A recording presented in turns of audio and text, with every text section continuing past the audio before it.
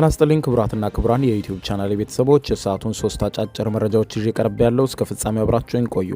በዚህ ሰዓት የመረጃ ጊዜ ከማስደምጣችሁ 3 አጫጭር መረጃዎች መካከል በቀዳሚነት ህዝባዊ ወያነ ሓርነት ትግራይ ህወሓት አስደንጋጭ በሆነ ሁኔታ የእርዳታ ዘረፋ ላይ መሰማራቱን በተለይም ደግሞ ለተፈናቃዮች የሚቀርብ እርዳታን በመዝረፍ ወደ ጎረቤት ሀገራት በመሸጥ ጭምር የመሳሪያ መግዣ እንዳደረገው የሚያመለክቱ ሪፖርቶች ወጥተዋል። ሪፖርቶቹ በጣም አስደንጋጭ መረጃዎችን ያጋለጡ ጭምር ናቸው። በጥቅም ሰንሰለት የተገናኙ እጅግ ሰፊ የሆነ መረብ የተሰራበት የዘረፋ ወንጀል መሆኑን ይገልጣል። በሌላ በኩልም በተለይም በአሁኑ ሰዓትም በማህበራዊ ድረገጽ በወጣቶች ንቅናቄ እርዳታ በህንጻጽ መጠለያ ጣቢያ ውስጥ ለሚገኙ በከፍተኛ ሁኔታ በረሃብ ለተጎዱ ወገኖች እየተሰበሰበ ካለውም ገንዘብ ለመዝረፍ የህወሓት ኃይሎች በራሳቸው አካውንት ከፍተው በሚቆጣጠሩት የድምጽ ወያኔ ቴሌቪዥን ጭምር በማሰራጨት በዚህ ገንዘብ አስገቡ በማለት እየቀሰቀሱ ይገኛሉ። ይህንን የተቃወሙ የትግራይ ወጣቶች በማህበራዊ ሚዲያ መልእክት አስተላልፈዋል። ህወሓት በከፈተችው አካውንት እንዳታስገቡ በማለት መልእክት አስተላልፈዋል። በዝርዝር የምታደምጡት ይሆናል። በሌላ በኩል ክቡራን አድማጮች የድንበር የለሽ የሐኪሞች ቡድን ጋምቤላን የተመለከተ እጅግ አሳዛኝ መረጃ ይፋ አድርጓል። ይህንን በተመለከተ የወጣው መረጃ ምንድን ነው? ታደምጣላችሁ። በአሜሪካ የኤፕስቲን ፋይሎች በሚሊዮን የሚቆጠሩ ሰነዶች መገኘታቸው በከፍተኛው ሁኔታ በበርካቶች ዘንድ መነጋገሪያ ሆኗል። የምታደምጡት ሌላኛው መረጃ ይህ ይሆናል። እስከ ፍጻሜ ቆዩ። ዝርዝሩን አድምጡ ግብዣይ ነው። ወደ መረጃዎቹ አለፍኩ። አብረን እንከታተለው። በቅድሚያም ህዝባዊ ወያኔ ሓርነት ትግራይ ህወሓትን የተመለከተ አስደንጋጭ ዘገባ ከሰሞኑ ይፋ ሆኗል። የአሜሪካው ዋሽንግተን ፖስት ጋዜጣ ከሰሞኑ ይፋ ባደረገው ጥልቅ የምርመራ ዘገባ መሰረት የተባበሩት መንግስታት ድርጅት የዓለም የምግብ ፕሮግራም ከፍተኛ አመራሮች ለህዝቡ የሚሄደውን እርዳታ በህዝባዊ ወያኔ ሓርነት ትግራይ ህወሓት ኃይሎች እየተዘረፈ በከፍተኛ ሁኔታ ለገበያ እየቀረበ እንደሆነ አጋልጧል። ጋዜጣው የውስጥ ሪፖርቶች፣ ኢሜይሎችንና የ12 የሰብአዊ እርዳታ ሰራተኞችን ምስክርነት ጭምር ጠቅሶ በዘገባው ላይ በሰፊው አቅርቦታል። ድርጅቱ ከህዝባዊ ወያኔ ሓርነት ትግራይ ህወሓት አመራሮች ጋር ላለመጋጨት ሲል በአይኑ ስር የሚካሄደውን ዘረፋ አይቶ እንዳላየ አልፎታል ሲል ነው ዘገባው የኮነነው። ምርመራ ተካሂዶበትና ለዋይት ሀውስ ቀርቦ በነበረው የምርመራ ሪፖርት ላይ እንደተገለጸው የእርዳታ እህሉ ከመጋዘን ወጥቶ ወደ ተረጂዎች ከመድረሱ በፊት መንገድ ላይ በህዝባዊ ወያኔ ሓርነት ትግራይ ህወሓቶች እንደሚጠለፍና እንደሚጠፋ ይገልጻል። ዋሽንግተን ፖስት በዘገባው ላይ እንዳስነበበው ከሆነ የህወሓት ኃይሎች የእርዳታ እህሉን በስፋት ለወታደሮቻቸው ቀለብ ይጠቀሙበታል በማለት ገልጾ ጋዜጣው የዓይን እማኞችን ጠቅሶ እንደዘገበው የWFP አርማ ያለባቸው የዘይትና የዱቄት ምርቶች በወታደራዊ ካምፖች ውስጥ በብዛት ተገኝተዋል ብለዋል። የህወሓት ሰዎች አሁንም ቢሆን ለህዝቡ የሚላከውን እርዳታ በመጥለፍ ስራ ላይ ተሰማርተው እንደሚገኙ መገናኛ ብዙሃን ዘገባዎች የሚያጋልጡ ሲሆን The New Humanitarian የተሰኘው ድረገጽ ባወጣው ጥልቅ ምርመራ ዘገባ ላይ እንዳመለከተው ህወሓት ይህንን ለህዝቡ የሚሄደውን የእርዳታ እህል ወደ ጎረቤት ሀገራት ማለትም በኬንያና ሱዳን ገበያ ጭምር አሳልፎ እንደሚሸጠውና ለመሳሪያ መግዣ ገንዘቡን እንደሚያውለው አመልክቷል። ዋሽንግተን ፖስት ያገኘውና የውስጥ ኢሜሎች እንደሚያሳዩት በኢትዮጵያ የሚገኙ የመስክ ሰራተኞች ለዋና መስሪያ ቤት ሮም ተደጋጋሚ ማስጠንቀቂያ ልከው እንደነበርም አመልክቷል። መልእክቶቹ እርዳታው እየተሰረቀ መሆኑን፣ የመቆጣጠሪያ ስርዓታቸው መሰበሩን እርምጃ እንውሰድ የሚሉ ከፍተኛ መልእክቶች ለWFP የደረሱት ቢሆንም WFP ግን ዝምታን መምረጡን ያመለክታል። የWFP የኢትዮጵያ ኃላፊዎች ሪፖርቱን ወደ ጎን ገፍተውታል ይላል። ለምን ሲል የሚጠይቀው ሮይተርስ በዘገባው የዲፕሎማት ምንጮችን ጠቅሶ እንደዘገበው የዩኤን ኃላፊዎች ስርቆቱን ይፋ ካደረጉ የህወሓት ኃይሎች የእርዳታ መስመሩን ይዘጉብናል ወይም ደግሞ ሌላ እርምጃ ሊወሰድብን ይችላል በሚል ፍራቻ እንደነበራቸው ይገልጣል። ይሄው የሮይተርስ ዘገባ በተለይም በወቅቱ የWFP የኢትዮጵያ ዳይሬክተር የነበሩት ክላውድ ጂቢዳር ለለጋሽ ሀገራት የሚያቀርቡትን ሪፖርት ላይ ችግሩን አሳንሰው በማቅረብ ሁሉም ነገር በቁጥጥር ስር ነው የሚል የተሳሳተ መረጃ ለዓለም አቀፉ ህብረተሰብ ይሰጡ እንደነበረ ያመለከተው ዘገባው ይህ ውሳኔ በድርጅቱ ታማኝነት ላይ ጥቁር ነጥብ ጥሎ አልፏል ሲል አመልክቷል። የአሜሪካ ሴኔት የውጭ ግንኙነት ኮሚቴ ሰብሳቢ የነበሩት ሴናተር ጂም ሪሽ በሰጡት ጠንካራ መግለጫ ይህ በሰብአዊ እርዳታ ታሪክ ታይቶ የማይታወቅ የሞራል ውድቀት ነው ብለዋል። የአሜሪካ ግብር ከፋይ ህዝብ ገንዘብ ለጦርነትና ለሙስና እየዋለ ዝም አንልም ብለዋል። እነዚህ ሪፖርቶች ይፋ ከሆኑ በኋላ በተለይም የዓለም የምግብ ፕሮግራም ዋና ዳይሬክተር የሆኑት ሲንዲ ማኬይን ለሰራተኞቻቸው በላኩት የውስጥ ማስታወሻ ላይ በኢትዮጵያ የተፈጠረውን ችግር ተቀባይነት የሌለው መሆኑን ገልጸዋል።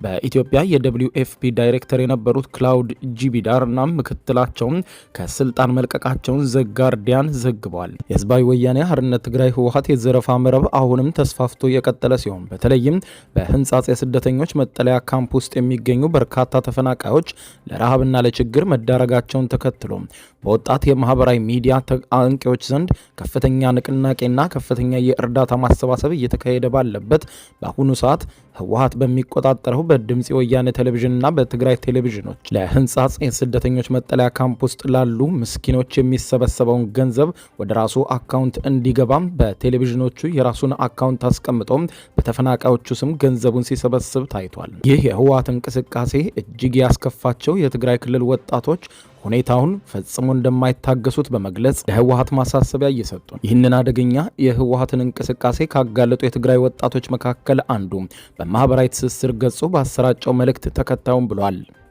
ይመለከተኛል ምትል ህወሓት እያረገች ያለው እያየህ ነው ማለት ነው። በትግራይ ቲቪ ወደዚህ አካውንት አስገባ ወደ ህንጻት ነው እያለች እየሸወደች ነው። ይሄ አካውንት መቆም አለበት የሚመለከተው አካል ካለ ማለት ነው። ወደዚህ አካውንት መግባት የለበትም። ትላንት ነፍሳችን ወሰዱ፣ ህይወታችን ነጠቁን። አሁን ደግሞ በድሃ ህዝብ እንዲቀልዱ አካውንት ከፍተው ወደዚህ አስገቡ እያሉ ነው።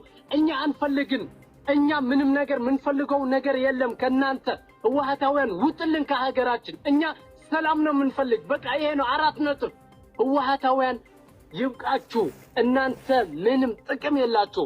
ለ50 ዓመት ባርነት ለውጥ የሌላችሁ፣ ደም ብቻ የሚናፍቃችሁ፣ ጦርነት ብቻ እንትን ምትሉት፣ በጦርነት ብቻ ምታምኑ ሰዎች አሁን ሰላም ነው የሚያስፈልገን። እኛ የትግራይ ህዝቦች ተርበናል፣ ወድቀናል፣ ወድመናል።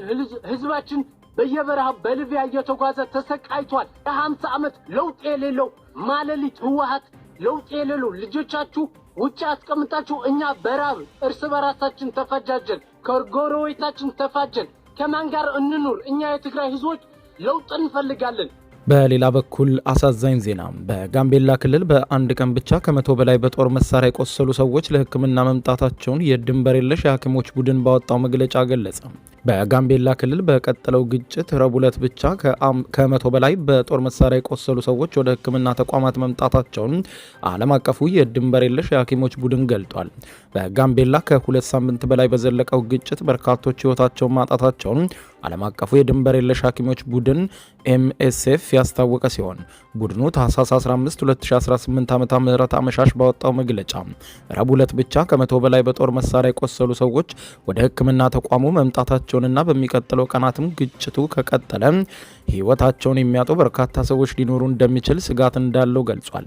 የጋምቤላ ክልላዊ መንግስት በክልሉ ለሳምንታት የዘለቀውን አለመረጋጋት ተከትሎ ትናንትና ታህሳስ 15 2018 ዓ.ም አመሻሹ ላይ ባወጣው መግለጫ የጸጥታ ችግር በሚታይባቸው አካባቢዎች ከምሽቱ 2 ሰዓት እስከ ንጋቱ 12 ሰዓት የሰዓት እላፊ ማወጁን ገልጿል። የክልሉ መንግስት የሰዓት እላፊ ገደቡን ይፋ ባደረገበት መግለጫው ላይ በክልሉ አሁን ካለው የጸጥታ ሁኔታ በተጨማሪ ያለው ነገር የለም። በክልሉ የተከሰተውን የጸጥታ መደፍረስ ለመቆጣጠር በሚል ከህዳር 30 2018 ዓ.ም አንስቶ ከጸጥታ አካላት ውጪ ማንኛውም ተሽከርካሪና ሰው ከምሽቱ 1 ሰዓት በኋላ እንዳይንቀሳቀስ የሚከለክል የሰዓት እላፊ ገደብ ጥሏል። የክልሉ መንግስት በተጨማሪም ከተፈቀደላቸው የጸጥታ አካላት ውጪ የትኛውም ቦታ የጦር መሳሪያ ይዞ መንቀሳቀስ እንደማይቻል ገልጧል። ድንበር የለሽ የሐኪሞች ቡድን ባለፈው ሳምንት ረቡዕ በግጭቱ ለቆሰሉ ታካሚዎች ኩሌ የስደተኞች መጠለያ ውስጥ የሕክምና እርዳታ መስጠት በጀመረ በ48 ሰዓት ውስጥ ከባድ የመቁሰል አደጋ የደረሰባቸው 19 ሰዎችን ጨምሮ 50 ቁስለኞችን ማከሙን ገልጿል። አክሎም ባለፉት 7 ቀናት ከ150 በላይ ቁስለኞች ተቀብሎ ማከሙንም ገልጿል። ኩሌ የስደተኞች መጠለያ ወደ 55,000 የሚጠጉ ደቡብ ሱዳናውያን ስደተኞችን የያዘ ሲሆን በኤምኤስኤፍ በመጠለያ ጣቢያውም የመጀመሪያ ደረጃ፣ ሁለተኛ ደረጃ የጤና አገልግሎትም ይሰጣል።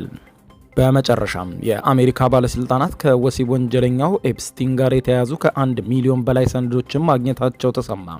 የአሜሪካ ባለስልጣናት በሚቀጥሉት ቀናትና ሳምንታት ውስጥ ይፋ የሚያደርጓቸው ከህፃናት ወሲባዊ ጥቃት ፈጻሚው ጄፍሪ ኤፕስቲን ጋር የተያያዙ ከ1 ሚሊዮን በላይ ሰነዶችን ማግኘታቸውን ይፋ አድርገዋል። የኤፍቢአይ እና የኒውዮርክ ፌዴራል አቃቢ ህጎች ስለ ሰነዶቹ መገኘት ለፍትህ ቢሮ አሳውቀዋል። የፍትህ ቢሮ ተጎጂዎችን ለመጠበቅ ህጉ የሚጠይቀውን ሁሉ ለማድረግ ሌት ተቀን የሚሰሩ ጠበቆች አሉን። እናም ሰነዶቹን በተቻለ ፍጥነት እንለቃቸዋለን ብለዋል። ቢሮው ሁሉንም ሰነዶች ለህዝብ ይፋ እስኪሆኑ ድረስ ጥቂት ተጨማሪ ሳምንታትን ሊወስድ እንደሚችል ገልጧል። የፍትህ ቢሮ እንደ አውሮፓውያኑ አቆጣጠር እስከ ታህሳስ 19 ድረስ ሁሉንም የኤፕስቲን ፋይሎችን ባለመለቀቁም ከፍተኛ ትችት ቀርቦበታል። ቢሮው ግን የፌዴራል ህግንና የፕሬዝደንት ትራምፕ ፋይሎችን ይፋ ለማድረግ የሰጡትን መመሪያ ሙሉ በሙሉ ማክበር እንቀጥላለን ብሏል። መግለጫው ኤፍቢአይ እና የፌዴራል አቃቢ ህጎች ተጨማሪ ሰነዶችን እንዴት እንዳገኙ በዝርዝር አላስቀመጡም። ይህ ዜና የተሰማው የፍትህ ቢሮ በኤፕስቲን ላይ ካደረገው ምርመራ ጋር የተያዙ በሺዎች የሚቆጠሩ ሰነዶችን ይፋ ካደረገ በኋላ ነው። ከነዚህ ሰነዶች መካከልም የተወሰኑት እንዲሰረዙ መደረጋቸው ተመልክቷል። ኤፕስቲን ለአካለ መጠን ያልደረሱ ህጻናትን ለወሲብ ንግድ በማዘዋወር ክስ ችሎት ለመቅረብ እየጠበቀ በነበረበት ወቅት በኒውዮርክ እስር ቤት ራሱን ማጥፋቱ ይታወሳል። የአሜሪካ የፍትህ ቢሮ ሰነዶቹን በተለያየ ጊዜ እያወጣ ሲሆን የሀገሪቱ ከፍተኛ ባለስልጣናትን በመቶ ሺዎች የሚቆጠሩ ሰነዶችን አሁንም ይፋ እንደሚደረጉ ተናግረዋል።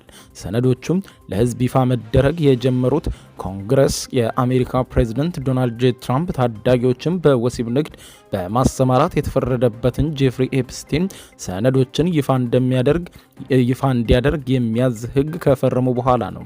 ህጉ የተጎጂዎችን ማንነት በመጠበቅ ሁሉንም ሰነዶች ለህዝብ እንዲያጋራ የሚያዝ ነው። ብዙዎቹም ይፋ የሚሆኑ ሰነዶችን፣ ቪዲዮዎች፣ ፎቶዎች፣ ኢሜሎችና የምርመራ መዝገቦችን ጨምሮ ኤፍቢአይ ከኤፕስቲን ጋር አብረዋል ሲል የጠቀሳቸው ግለሰቦችን ስም የተቀነሰባቸው ናቸው ብሏል። የፍትህ ቢሮ ከዲሞክራቶችም ሆነ ከሪፐብሊካን ከሰነዶቹ ላይ የወጡና በተሰረዙ ማስረጃዎች የተነሳ ከፍተኛ ትችት ቀርቦበታል። ክቡራን አድማጮች ለሰዓቱ ብታደምጧቸው መልካም ናቸው ያልኳቸው አጫጭር መረጃዎች የሰማችኋቸው ናቸው። ከሰዓታት በኋላ በሌላ መረጃ ተመልሰን እስከምንገናኝ በያለንበት የዓለም ዳር ቸር እንቆይ።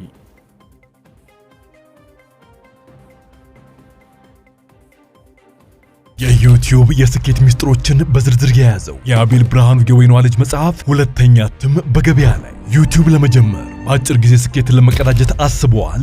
ዩቲዩብ ብጀምር ስንት ብር አገኘሁም ብሎ አስበዋል? እንግዲያውስ በዩቲዩብ 2 የወርቅ 3 የብር ሽልማቶችን ያገኘው የአቤል ብርሃኑ የወይኗ ልጅ የዩቲዩብ ሚስጥሮች መጽሐፍ በዝርዝር ሁሉንም ያብራራሉታል። ዛሬውኑ ገዝተው ህልሞን እውን የሚያደርጉበትን የዩቲዩብ የስኬት መንገድ ይጀምሩ። በሀገር ቤት አከፋፋይ አዲስ አበባ ሜክሲኮ ኮሜርስ መጽሐፍት መደብር። በውጭ ሀገራት ለምትገኙ ከአማዞን ላይ ብታዙ በቀናት ውስጥ ደጁ ይደርሳል። የአማዞን ሊንኩን እዚህ ቪዲዮ ኮሜንት ላይ ያገኙታል። የዩቲዩብ ሚስጥሮች፣ ዘመኑ ጋር ተፈላጊ መጽሐፍ።